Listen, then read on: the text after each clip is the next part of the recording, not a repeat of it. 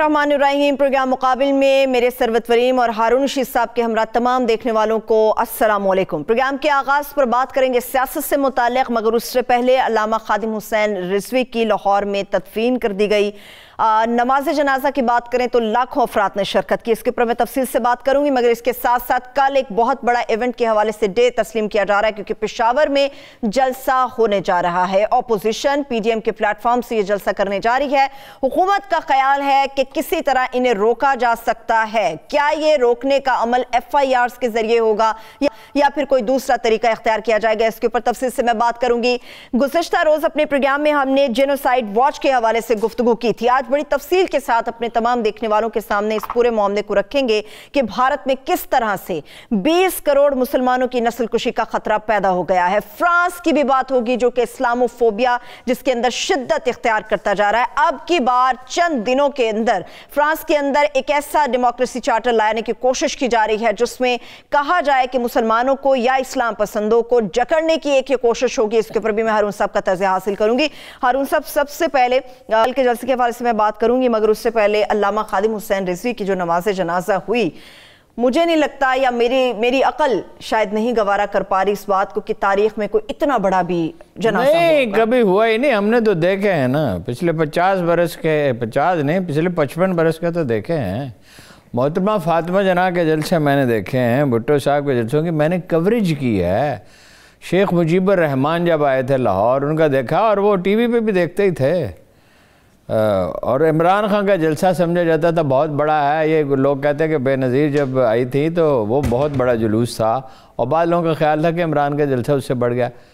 मीनार पाकिस्तान कभी भरा नहीं है, आज तक कोई वाक़या नहीं। ये पहला वाक़या, ये पहला वाक़या है। सिर्फ इतना ही नहीं है वाक़या, मीनार पाकिस्तान भर गया। आज़ादी चौक तक लोग थे। आलमगीरी मस्जिद, जिसे शाही मस्जिद कहा जाता है, वो खोलना पड़ी, वो भर गई। यानी गाजी इलमदीन शहीद का जनाजा भी बहुत बड़ा था। वो बांस लगाने पड़े थे कंधा देने के लिए, लोग बहुत जज्बा। अल्लामा इकबाल उसमें पैदल चल के जा रहे थे।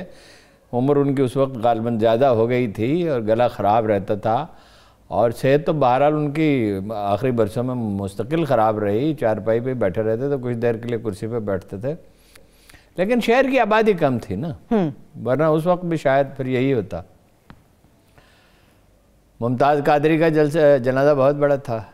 आदमी जब पता चलता है जनाजे पे, जनरल मोहम्मद ज़िया-उल हक का जनाजा सियासी लीडर में सबसे बड़ा था। इससे तो कोई मुआदना किसी का है ही नहीं, बिल्कुल नहीं है। ठीक है।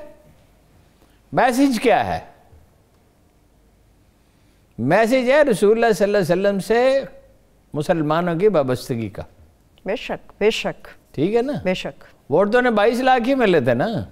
बहुत से लोगों को उनसे ज़्यादा वोट मिले ना, 1.5 करोड़ वोट मिले दोनों बड़ी पार्टियों को। 1 करोड़ 1.5 करोड़ इमरान खान को मिले, उससे कुछ कम नून लीग को मिले। ये जो मामला है, इसमें देखिए मुसलमानों के एहसास बहुत नाजुक हैं, और अब भी न मगरब समझ रहा है, न हमारे दानिश्वर समझ रहे हैं।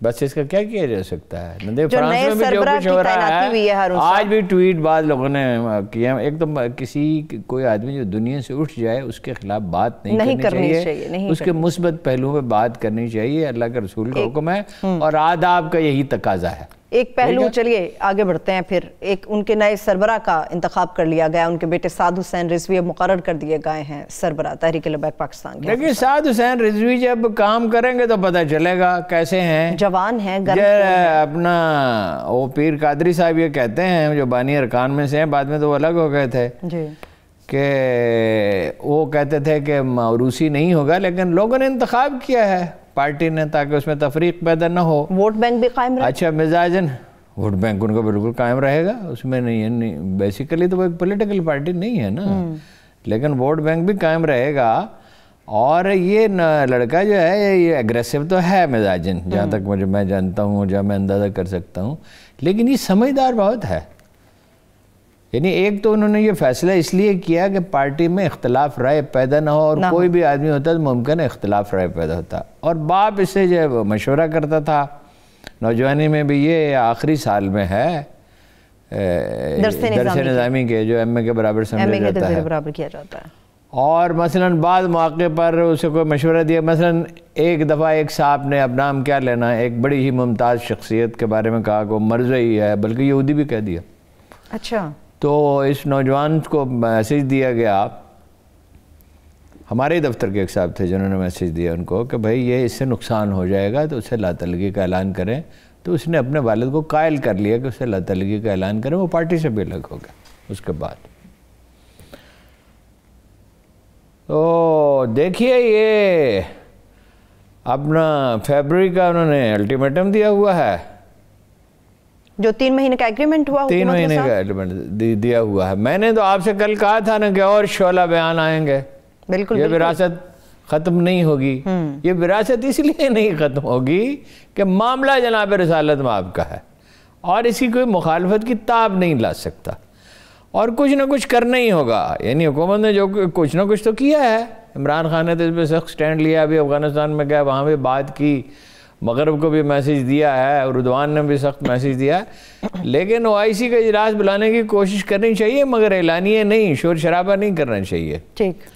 اور اگر نہیں ہوتا تو کچھ لیڈر جو مسلمان لیڈر جمع ہوں اور وہ سمجھانے کی کوشش کریں فرانسیسیوں کو کہ بھائی دیکھیے وہاں تو مذہب کی کوئی تقدیس نہیں ہے. یہ کتنے دنوں سے سوشل میڈیا پہ ایک میسیج آ رہا ہے مزاحیہ بائبل. مزاحیہ بائبل کیا ہوتی ہے؟ بائبل اللہ کی کتاب ہے، اس میں تحریف ہو چکی ہے، یہ ٹھیک ہے، لیکن مذاق کی اس میں کیا بات ہے؟ چلیں اس پہ بات اب وہ تو پیغمبروں کی توقیر نہیں کرتے، مگر مسلمانوں کا معاملہ یہ نہ قرآن کریم کی وہ توہین برداشت کر سکتے ہیں. اللہ نے 2 چیزیں بھیجی ہیں، اللہ نے اپنی کتاب اتاری اور اپنا پیغمبر. ٹھیک ہے نا؟ یہ اسلام کے 2 ستون ہیں. تو یہ نازک معاملہ ہے، یہ حکومت کو بھی سمجھنا چاہیے، فرانس کو سمجھنا چاہیے، اور حکومت پاکستان کو ان سے ہمارا سفیر تو اس وقت وہاں نہیں ہے، اس لیے نیا سفیر نہ بھیجیں تو بس کوئی مسئلہ نہیں پیدا ہوتا. 1 درجہ کم کر دینا چاہیے، نیچے لے جانا چاہیے، اور فرانسیسی سفیر کو کچھ عرصے کے لیے خود ہی چلے جانا چاہیے. ٹھیک. اور یہ ان کو اعتماد میں لے کے کہہ بھی سکتے ہیں کہ ہمارے ملک میں حالات بہت خراب ہو گئے ہیں. اب وہاں جو تھنکنگ ہے وہ حیرت انگیز ہے. صحیح. اس پہ آتے ہیں ہارون صاحب، بڑی تفصیل سے اس بات کروں گی. سیاست کی گرمی پہ بات ہوگی. ایک آخری سوال اسی سے متعلق، آپ کو لگتا ہے ہارون صاحب موجودہ حالات ایسے ہیں کہ حکومت کو تحریک لبیک کے ساتھ ایک اچھے تعلقات اب استوار کر لینے چاہیے آنے والے دنوں کی سختی سے بچنے کے لیے؟ حکومت کو بھی اچھے تعلقات استوار کر لینے چاہیے، اور یہ اگر نوجوان اگر اس کے بارے میں اطلاع درست ہے کہ سوجھ بوجھ کا آدمی ہے، اس کو بھی نہ صرف حکومت سے اچھے تعلقات استوار کر لینے چاہیے، دوسری پارٹیوں سے بھی اچھے تعلقات رکھنے چاہیے. یہ صرف تحریک لبیک کا ایشو تو نہیں ہے، یہ ہر مسلمان کا ہے نا، یہ ساری پارٹیوں کا ایشو ہے نا. ٹھیک ہے نا؟ تمام 22 کروڑ آدمیوں کا، جو مسلمان جتنے بھی ہیں، غیر مسلم آبادی تو بہت کم ہے پاکستان میں، سبھی کا ایشو ہے. اور غیر مسلم آبادی کون سی ہماری ایسی ہے جو کوئی توہین کرتی ہے؟ میں نے تو دیکھا کہ جو تھر کے جو لوگ ہیں وہ سب سے زیادہ شائستہ ہیں. صحیح. ہاں جی. اب ذرا شائستگی تو سب بات کرنی چاہیے، بیٹھ کے گفتگو کرنی چاہیے، حکمت سے کام لیا جائے گا، تحمل سے اور توازن سے کام لیا جائے گا تو یہ پھلتی پھولتی رہے گی. اور اگر جوش و غضب سے جس طرح کام لیا جاتا رہا، جوش و غضب سے کام لیا جاتا رہے گا تو اس سے خرابی پیدا ہوگی. یہ کوئی متنازع مسئلہ تو ہے نہیں. صحیح. یا تو یہ ایشو تو اس میں کوئی تنازع ہو نا، اس میں کوئی تنازع نہیں ہے، اس میں سبھی کے سینٹیمنٹس ایک جیسے ہیں. بالکل. صرف یہ ہے کہ کیا انداز اختیار کیا جائے. ہم نے تو جو پہلے بھی کہا تھا کہ مطالبات ان کے بالکل درست ہیں، طریقہ کار پہ اختلاف ہو سکتا ہے. صحیح. اور خیر مذاکرات ہوئے، مسئلہ حل ہو گیا. اب دیکھنا ہے کہ آنے والے دنوں میں آپ یہ دیکھیں نا، مسئلہ ایک طریقہ یہ ہو سکتا ہے کہ اس کو پارلیمنٹ میں لے جائیں، اس کو لے جائیں نظریاتی کونسل میں لے جائیں، پارلیمنٹ میں لے جائیں، اس نوجوان کے ساتھ رابطے میں رہے، ان کی مجلس شورا کے ساتھ حکومت رابطے میں رہے. 18 رکنی جو ہے اس وقت تو وہ صدمے کی حالت میں ہیں، اور اس میں سے ایک وفد بنا ہے. 18 آدمیوں کے ساتھ مذاکرات نہیں ہوتے. قائد اعظم کا طریق یہ تھا کہ وہ کہتے تھے 3 آدمیوں کو بھیجو. جب مہاجر ایک دفعہ ان کے گورنر جنرل ہاؤس کے باہر جمع ہو گئے، وہ بڑے پریشان تھے، بارشیں ہو رہی تھی، جھپڑیوں میں پڑے تھے، تو لیاقت علی خان کو انہوں نے بھیجا. تو لیاقت علی خان نے تقریر کرنے کی کوشش کی. یہ نہیں کہ لیاقت علی خان مخلص نہیں تھے، وہ بھی چاہتے تھے کہ وہ ان کو سمجھائیں کہ بھائی ایک گورنر جنرل ہاؤس میں برطانیہ سے مہمان ہوا، بادشاہ کا بھائی ہے، تو بادشاہ تھا، ابھی ملکہ نے ٹیک اوور نہیں کیا تھا. اور دوسرا یہ ہے کہ قائد اعظم کی طبیعت ناساز ہے اور یہ حالات ہیں اور مہاجر چلے آ رہے ہیں، لیکن انہوں نے ہوٹ کر دیا ان کو. تو جب لیاقت علی خان قائد اعظم کمرے میں داخل ہوئے اور انہوں نے صرف اتنا کہا کہ قائد اعظم آئی تھنک، تو وہ ناراض ہوئے اور کہا کہ یہ ان کے بایوگرافر نے لکھا ہے جو ان کے ملٹری سیکرٹری تھے رضا ربانی کے والد عطا ربانی نے، Liaquat leave it, I don't think you can think. اٹھے اور تیزی سے چلتے ہوئے، حالانکہ وہ تھک چکے تھے، رات کا وقت تھا، ویسے بھی اس زمانے میں وہ بیمار ہی تھے تو کھانا بہت کم کھاتے تھے. اٹھے اور تیزی سے چلتے ہوئے وہاں پہنچے اور کہا 3 آدمیوں کا وفد بھیجو. اور 3 آدمیوں کے وفد سے انہوں نے گفتگو کی، ان کو کچھ مطالبات مان لیے اور کہا میں ابھی انسٹرکشنز دیتا ہوں، اور کچھ کے بارے میں کہا کہ بھائی یہ حکومت سے متعلق ہے، میرا براہ راست اس میں عمل دخل نہیں ہے. کچھ کے بارے میں کہا کہ میں اس میں سوچوں گا اور اس میں وقت لگے گا، اور پھر آخر میں یہ کہا کہ کیا تمہارا خیال ہے مجھے تمہاری فکر نہیں ہے؟ ملک کے حالات ایسے ہیں، 3 آدمیوں کی کمیٹی بنا لیں، 4 کی بنا لیں، 5 کی بنا لیں، بات کریں، حکومت بھی ان سے بات کرے، رابطے میں رہے. اس وقت وہ صدمے کی حالت میں ہیں، اور باقی پارٹیوں کے ساتھ بھی خوشگوار تعلقات رکھیں.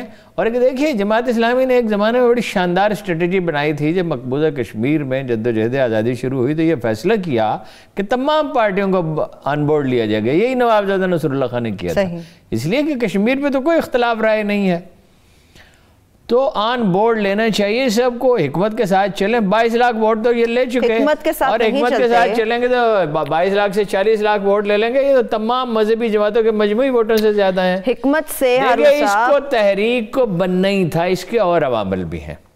جی عامر رانا صاحب ہیں، ایک انسٹیٹیوٹ کے سربراہ ہیں، اور اس موضوع پہ وہ بڑی تحقیق انہوں نے کی ہے. میں نے درخواست کی ان سے کہ وہ آئیں پروگرام میں بات کریں. ان کی والدہ محترمہ کا انتقال ہو گیا ہے تو انہوں نے اس کی وجہ سے معذرت کی، وہ زیادہ روشنی ڈال سکتے تھے. دیکھیے یہ ایک دوسرے مکتب فکر کا ریئیکشن بھی ہے. تو ایک پوری فضا ایک دن میں نہیں بنتی ہے، وہ ماحول وہ بن چکا تھا. مولانا شاہ احمد نورانی کا انتقال ہو چکا تھا، اور ان کے وارث جو ہیں وہ جمعیت علماء اسلام کو متحرک نہیں رکھ سکے.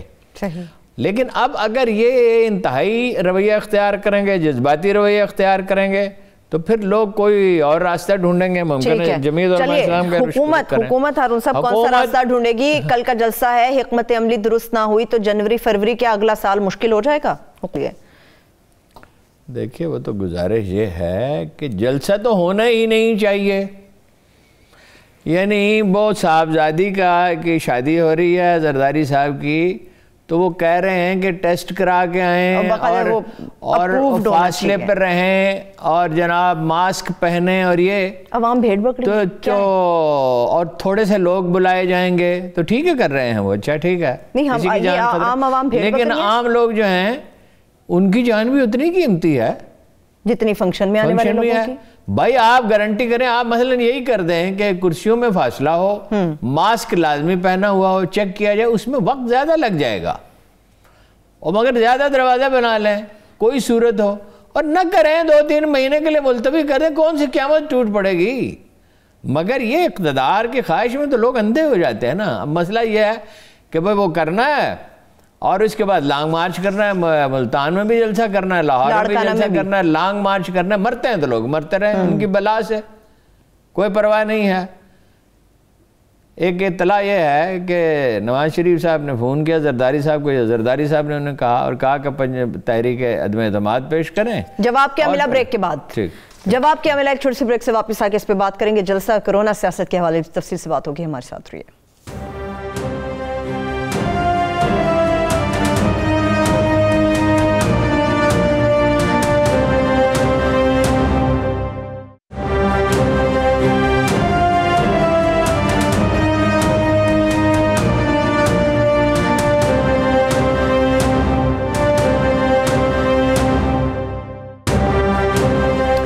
Welcome back. ہارون صاحب آپ کسی فون کال کا ذکر کر رہے تھے. زرداری سے ایک اطلاع یہ ہے کہ زرداری صاحب کی اور نواز شریف صاحب کی گفتگو ہوئی اور تجویز پیش کی کہ نواز شریف صاحب نے کہا کہ تحریک عدم اعتماد پیش کی جائے اور پہلے پنجاب میں کی جائے. زرداری صاحب نے کہا کہ اس کے لیے ضروری ہے کہ پرویز الہی کو وزیر اعلیٰ بنایا جائے. وہ شامل ہوں گے تو تبھی ہوگا نا. صحیح، اسی لیے غاف لیگ سے متعلق بڑی خبریں. نواز شریف نے کہا نواز شریف جلدی نہ کرو تبصرہ کر. نواز شریف نے کہا کہ وہ قابل اعتماد نہیں ہے. اچھا. حالانکہ نواز شریف قابل اعتماد نہیں ہے. چودھری کون سا ان کے ساتھ جانے کے لیے تیار بیٹھے ہوئے. اور چودھری برادر کہہ بھی چکے ہیں کئی بار. ٹھیک ہے, بارہا کہہ چکے ہیں. بھائی ان کے ساتھ کتنے وعدے کیے تھے, اس سے وزیر اعلیٰ بنانے کا وعدہ کیا تھا. ٹھیک ہے نا. وہ نواز شریف صاحب کی جو یاداشت ہے نا, کہتے ہیں ہاتھی کی, ہاتھی نہیں اونٹ کی. بہرحال یہ وہ سوچ رہے ہیں کہ جلسے ہر حال میں کریں گے. 2-4 ہزار آدمی مر جائیں تو کیا ہے, اگر اس کے نتیجے میں نواز شریف صاحب کو, ہاں ظاہر ہے ان کے مطابق ہے. ہم تو نہیں, ہم تو یہ ہر وقت ہاتھ میں اٹھائے پھرتے ہیں. یہ تو میں نے اتروایا ابھی آپ کا آنر جانے سے پہلے. 1 سیکنڈ بھی نہیں اتارتے جب یعنی کہیں جاتے ہیں. اپنے کمرے میں کسی اترا کمرے میں بھی مہمان آئے تو پہن لیتے ہیں. گزارش یہ ہے کہ وہ لانگ مارچ بھی کریں گے. جی بظاہر ایسا نظر آتا ہے. یا تو کرپشن کے سارے کیسز واپس لے لے عمران خان, اور این آر او دے دے. یہ N R O Imran Khan دے نہیں سکتا. عمران خان صاحب ہی دیں گے. عمران خان ہی رکاوٹ ہے. تو وہ کہتے ہیں ہم کون سا تم سے مانگتے ہیں. کہنے کی ان کی باتوں کو چھوڑا کریں, کنٹیکٹ دیکھا کریں. وہ چاہتے ہیں ان کے ذریعے عمران خان کو پریشر. عمران خان اس بات پہ پریشرائز نہیں ہوگا, ضدی ہے وہ بہت. ویسے تو دیکھیں نا خسرو بختیار کو باوصول, میں یہ نہیں کہتا کہ بڑا باوصول ہے. باوصول ہو تو پھر خسرو بختیار وہاں نہیں ہو سکتا. کچھ معاملوں میں نہیں کہہ سکتے. نہیں, کچھ کیا معاملہ کا, یہ آدمی اصولوں کی پیروی کرتا ہے یا نہیں کرتا. ایک حکمران کو یہ زیبا ہے کہ اس کی کیبنٹ میں ایک ایسا آدمی بیٹھا ہوا جس کے انویسٹیگیشن کرنے والے کہتے ہیں کہ 250 ارب کے حساب سے اس کی تحقیقات تو کرائے نا. اگر الزام غلط ثابت ہو تو اس کی بریت کا اعلان کرے باقاعدہ. صحیح, یہ کیا بات ہے. اور بی آر ٹی پہ بتائیں نا کس نے خرابی کی ہے, اور مالم جبہ پہ بتائیں, اور فارن فنڈنگ پہ بتائیں. یہ انصاف کی بات تو نہیں ہے نا. وہ مطلب حال تو سارے ایک ہی تھیلے کے چٹے بٹے اس حمام میں, سب کا ایک ہی حال ہے. تو مارچ استعفے بھی دینے کی بات اب سنجیدگی سے سوچے جا رہا ہے. لانگ مارچ کے بعد دیکھیں تمام جماعتوں کی طرف سے. جی دیکھیے, جلسوں سے نہیں جاتی کوئی حکومت. یا اسٹیبلشمنٹ جو ہے انڈر پریشر آ جائے یا ان سے ڈیل کر لے. مگر عمران خان اسمبلیاں توڑ دے گا. باقاعدہ انتخابات کی طرف بات نکل جائے گی. اسمبلیاں توڑ دے گا. پھر جو ہو سو ہو, مینیج کر کے کسی آدمی کو, پی ٹی آئی کا آدمی ہو یا کوئی ایسا آدمی ہو جو سب کے لیے قابل قبول ہو, لایا جائے. اور پھر کوئی اچھی بات تو نہیں ہوگی. یہ کیوں نہیں ملتوی کر سکتے 2-3 مہینے کے لیے تحریک؟ کیا ہے وہ کہتے ہیں ابھی تو جوبن پہ ہے, ابھی تو جوبن پہ ہے عمران خان. نہیں, وہ تو الٹا اس کا فائدہ اٹھانا چاہتے ہیں کہ معیشت. فضل الرحمان نے کہا کہ شہر ترقی گر گئی ہے, اور یہ امریکہ کی اکانومی 37% شرنک ہو گئی ہے, انڈیا کی 24% شرنک ہو گئی ہے. کوئی پاکستان واحد, مطلب پاکستان میں تو کم لوگ مرے ہیں.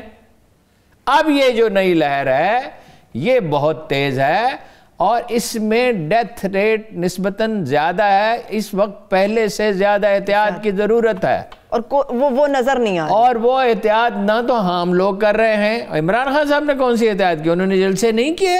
وہ پہلے دن سے مثال قائم کرتے ہیں جلسے. اس پہ تنقید ہوئی ان کے اوپر بھی ہارون صاحب کہ انہوں نے اپنا مقصد پورا کیا. تنقید کیا, کوئی کچھ خیال کرنا چاہیے انسانی زندگیوں کی, کسی کو بھی پرواہ نہیں ہے.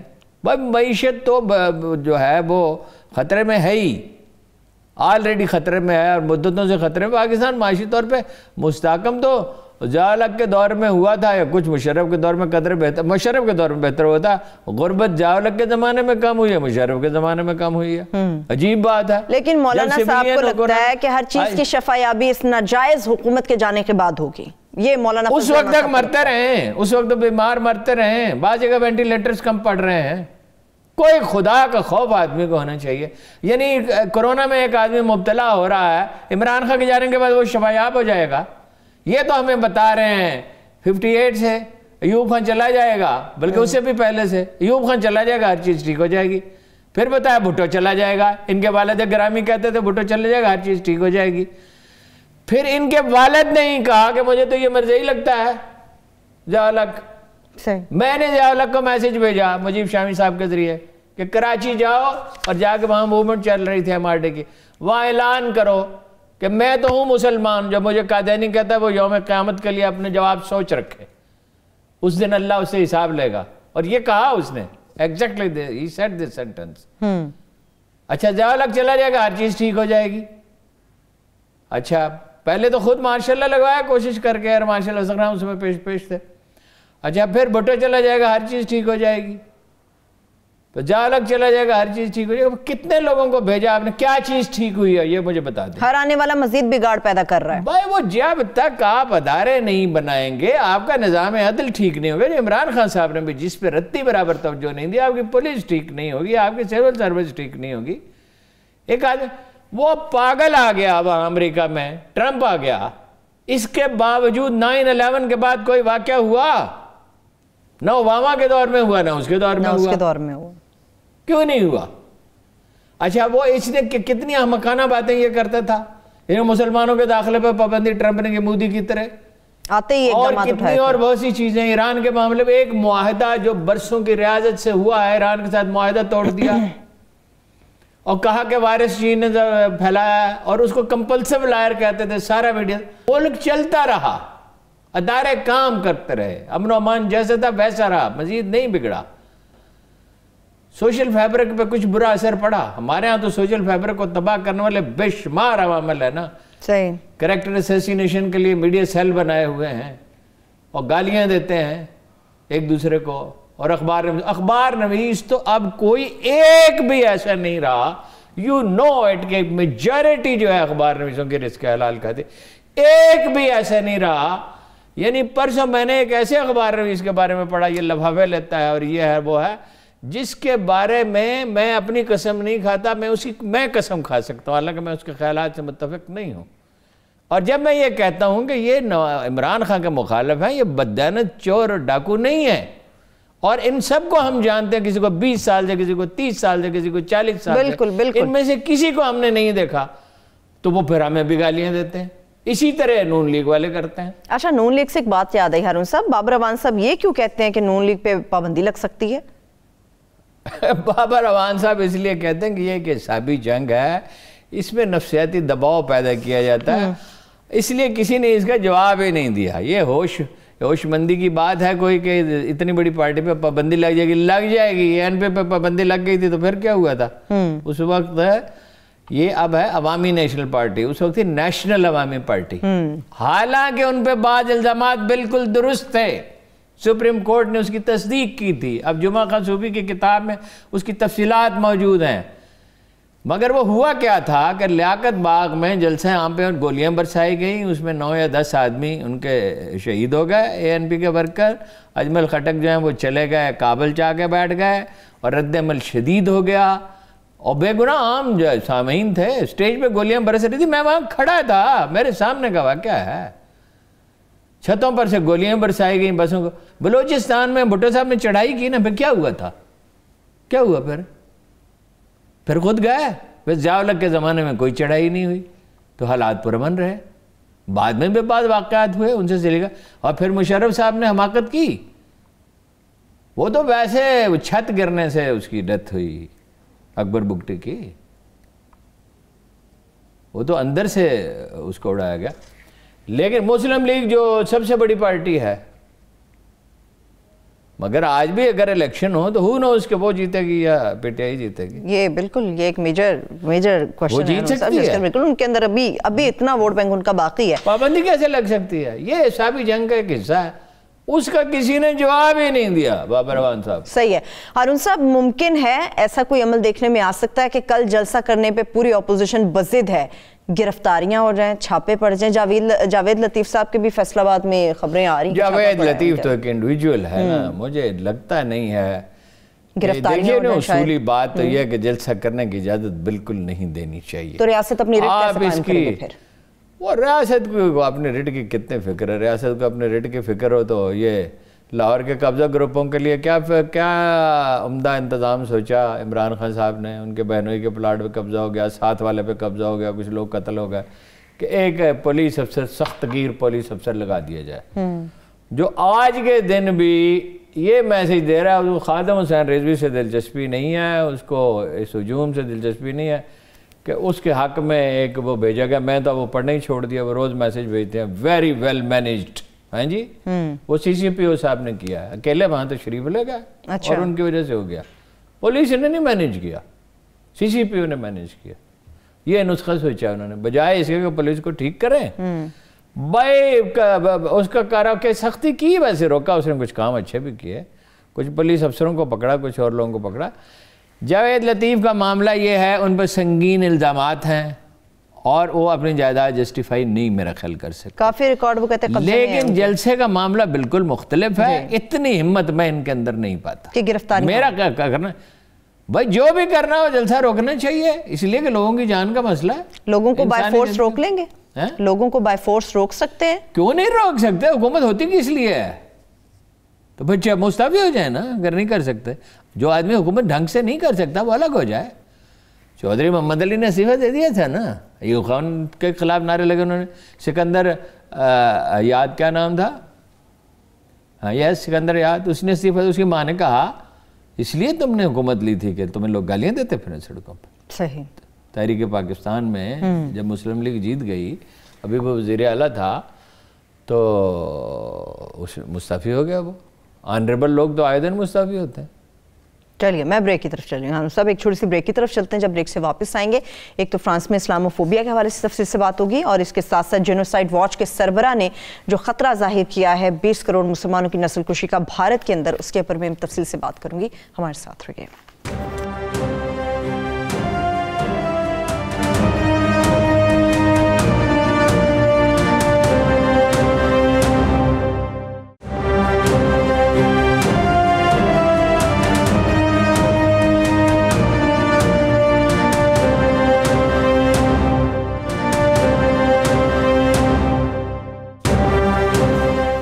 بریک کے بعد ایک بار پھر سے پروگرام میں ہم آپ کو خوش آمدید کہیں گے. ہارون صاحب, معاملہ دو ہیں, سچویشن ایک جیسی ہے. ایک تو جینوسائیڈ واچ کے سربراہ نے جو مسلمانوں کی نسل کشی کے حوالے سے بھارت کے متعلق کہا, دوسری طرف فرانس میں اسلاموفوبیا اور سخت ہوتے ہوئے قوانین ہیں, ان کے اوپر میں بات کرنا چاہ رہی ہوں آپ سے. دیکھیے نا, ٹھیک آپ نے کہا کہ دونوں ممالک کا ایک رویہ ایک جیسا ہے. جی. فرانسیسی بھی جو ہیں وہ اسلام دشمنی میں اپنا ثانی نہیں رکھتے, اور اس کی یادیں بہت پرانی ہیں. ویسے وہ متصف فرانسیسی بہت زیادہ ہیں, ویسے بھی اس کی یادیں اسپین کی فتح سے وابستہ ہیں, اس لیے کہ فرانس کا جو ایک جنوبی علاقہ ہے وہ اس وقت اسپین کا حصہ تھا, اور صرف فرانس میں مسلمان داخل بھی ہو گئے تھے. پھر الجزائر پہ انہوں نے حکومت کی, آپ کو پتہ ہے, وہ اس پہ وہ مشہور فلم بھی بنی ہے عمر المختار کی. ایک طرف تو معاملہ یہ ہے کہ مغرب میں سب سے زیادہ, مغربی ممالک میں سب سے زیادہ تعداد مسلمانوں کی وہاں, الجزائری وہاں اسی طرح جیسے پاکستانی اور انڈینز اور بنگلہ دیشی برطانیہ میں ہے. اس لیے کہ جہاں حکومت ہوگی وہی کلچر ہوگا, تعلیم ہوگی. اب ظاہر فرانسیسی بولتے ہیں, الجزائری بول سکتے ہیں, جیسے سینٹرل ایشیا کی ریاستوں کے لوگ روسی زبان بولتے ہیں, کامن ہے. وہ ایک صدی تک تو انہیں فرانسیسی کو 70-80 سال تک روسی پڑھائی جاتی رہی. انڈیا کا معاملہ زیادہ سنگین ہے, فرانس کا بھی سنگین ہے. کہ وہ تو تنظیم جو ہے, کیا نام ہے اس کا, French council of Muslim faith, ان سے بات چیت انہوں نے کی ہے. قوانین سخت کریں گے, بچہ گھر میں نہیں پڑھایا جا سکے گا, اسکول میں بھیجیں گے, ورنہ 6 ماہ سزا ہوگی, اور اماموں کا تقرر وہ کریں گے. 2 ہفتے کا نوٹس دیا ہے, اور بڑے سخت قوانین بنا رہے ہیں. آپ کو یاد ہے نا کہ حجاب پہ انہوں نے سب سے پہلے پابندی لگائی تھی, اور اسلام سے متعلق شدت پسند رویہ بھی فرانس سے ابھرا. لیکن انڈیا کا معاملہ یہ ہے کہ یہ ایک آدھ دن کی بات نہیں ہے. یہ رد عمل جب شروع ہوا ہے اورنگزیب کے زمانے میں, حالانکہ اورنگزیب سب سے زیادہ لینینٹ تھا. اس نے اس کے جنرلوں میں, اس کی کیبنٹ میں, اس کے دربار میں ہندوؤں کی بہت بڑی, اس نے مندروں کو زمینیں دیں. اور مطلب یہ کہ وہ چونکہ اس معاملے میں بہت نرم خو تھا, تو ایک دن نماز جمعہ پڑھ کر نکلا تو اس کے ہاتھی کو گھیر لیا ہجوم نے, اور وہ عصر تک وہاں کھڑا رہا. اس کے بعد تو خیر ظاہر ہے حکومت کی ریٹ پھر جیسے قائم کی جاتی ہے, اس نے ریٹ قائم کی, اور وہ ریٹ اسی طرح قائم کی. اس نے ہاتھی کو چلنے کا حکم دیا, اس کو محبت سے کہا کہ ہاتھی کو چلا دو. اور ظاہر ہے اس میں کچھ نقصان بھی ہوا ہوگا. اب بہت پہلے میں نے پڑھا تھا, مجھے یاد نہیں ہے.